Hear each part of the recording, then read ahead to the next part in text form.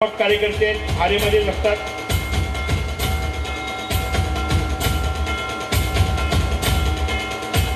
पण जी नेपाली समाजाचे आपले पंतजी या ठिकाणी आहेत, आपल्या घरी जेवण बनवणारे, आपल्या घराच्या बाहेर पहारा देणारे आपले नेपाली थापाजी, जे या मंडप डेकोरेशनचं संपूर्ण काम ज्यांनी केलं ते आपले थापाजी आणि पंतजी या नेपाली फॅमिलीची जवळपास माझे 20 वर्षाचे जुने संबंध आहे। दरवर्षी मी त्यांचे सगळे कार्यक्रम अटेंड करतो आणि मुंबईमध्ये नेपाली समाजामध्ये मला लोकप्रिय करण्यामध्ये या 3 लोकांचा खूप मोठा हात आहे।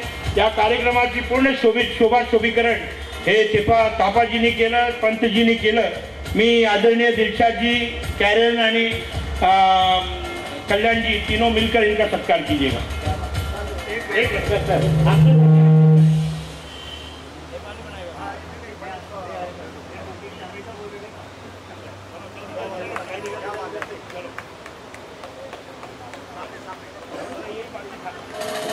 अरे यांनी मला नेपाली करून टाकलं।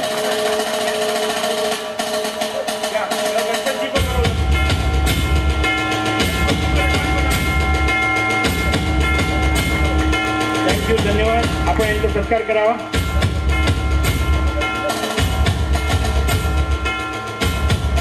नेक्स्ट फटाफट घ्या ना, या 3 खाली घ्या।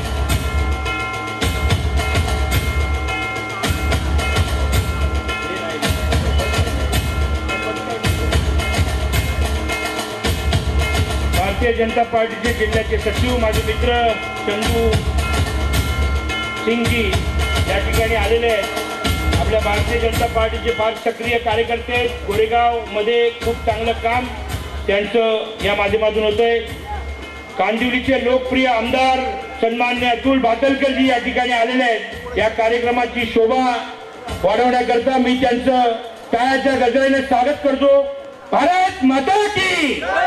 आपण सगळे खाली व्हा। ताकद बळ देण्याकरता, आपल्या युनियनला बळ देण्याकरता अतुलजी या ठिकाणी आले। मी अतुलजींचं मनापासून आभार आणि धन्यवाद व्यक्त करतो। आपल्या धडक कामगार युनियन परिवाराला कायमच ताकद देण्याचं काम हे अतुलजींच्या माध्यमातून झालेलं आहे। मी स्वतः गणपत कोठारीजी, राकेश जैनजी अतुलजींचं शाल, श्रीफळ आणि पुष्पगुच्छ देऊन स्वागत करतो।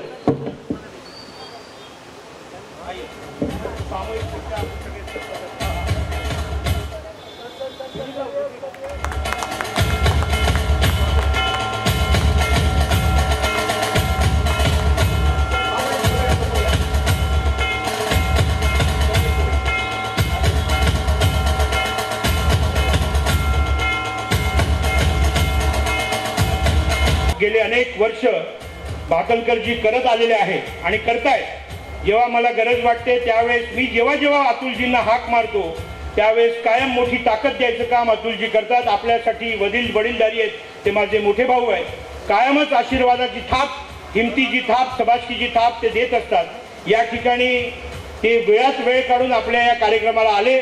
खूप बिझी शेड्यूल होतं तरी त्यांनी वेळ काढलाय। मी आदरणीय अतुलजींना आपल्या सगळ्यांना मार्गदर्शन करण्याची विनंती करतो। धडक कामगार युनियनचे अध्यक्ष, करते धरते आणि नावाप्रमाणे धडाकेबाज असलेले आणि माझे मित्र राणीजी, उपस्थित सर्व धडक कामगार युनियनचे सभासद, हितेच्छुक बंधू भगिनी, सर्वप्रथम आपल्याला सगळ्यांना आजच्या महाराष्ट्र दिनाच्या आणि आंतरराष्ट्रीय कामगार दिनाच्या खूप खूप शुभेच्छा देतो आणि अभिजित राणेंचं मनापासून मी अभिनंदन करतो की मला वाटतं गेले आता म्हणजे 10-15 वर्षाचं मीच येतोय आणि जसे हिंदुहृदय सम्राटांच्या विषयी सांगितलं जायचं की प्रत्येक दसऱ्याला 30 जागा विचार आणि ते वक्ते, तसं तुमचं तर झालेलं आहे। कारण कार्यक्रमाला यायचंय म्हटल्यानंतर कुठे यायचंय हा विचारण्याची गरजच पडली नाही आणि तुम्ही नावाप्रमाणे धडक आहात आणि त्यामुळे जिथे धडक मारायची तिकडे घुसता आणि जी धडक मारता ती मात्र सर्वसामान्य कामगाराच्या हिताकरता मारता. हे तुमचं सर्वात मोठं वैशिष्ट्य आहे आणि त्याच्यामुळे कामगार युनियन चालवणं हे सोपं काम नाही. मी सुद्धा विधानसभेचा आमदार आहे, प्रचंड मताने निवडून येतो, पण रिक्षा चालक असतील, घरकाम करणाऱ्या महिला असतील, ज्याला आजकाल आंतरराष्ट्रीय भाषेमध्ये गिग वर्कर म्हटलं जातं, कॅज्युअल वर्कर्स असतात, ज्यांची रोजीरोटी ही रोजच्या दिनक्रमावर अवलंबून असते.